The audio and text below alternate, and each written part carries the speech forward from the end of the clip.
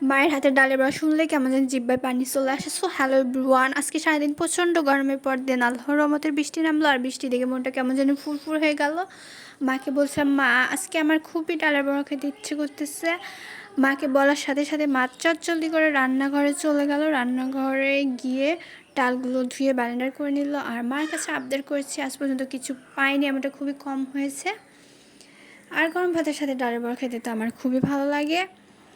দেন finally আমি পুরো 2 বছর পর আমি আমার ব্লগটা স্টার্ট করলাম, কেননা এই 2 বছর আমি খুবই কঠিন সময় পার করলাম। একটা মেয়ের জীবনে এই সময়টা খুবই কঠিন বটে, শুধু মেয়েরাই ভালো জানে। হ্যাঁ, ঠিকই ধরেছেন, আমি মাতৃত্বকালীন সময় পার করলাম। 1 বছর আমার প্রেগনেন্সি টাইম, আর 1 বছর আমার ছোটো বাচ্চা নিয়ে নানান কাজে ঝামেলা থাকার কারণে ব্লগটা দিতে পারিনি। সো ফাইনালি আমার মেয়ের বয়সে 1 বছর পূর্ণ হয়েছে, আমি ভ্লগটা আবার স্টার্ট করলাম। সব কিছুর পেছনে আমার মায়ের ক্রেডিটটা বেশি, সবসময় মাই পাশে থেকেছে। এদিকে দেখুন, আমার মার ডালের বড়াগুলো অলরেডি হয়ে আসছে, দেখতে কতটা সুন্দর হয়েছে।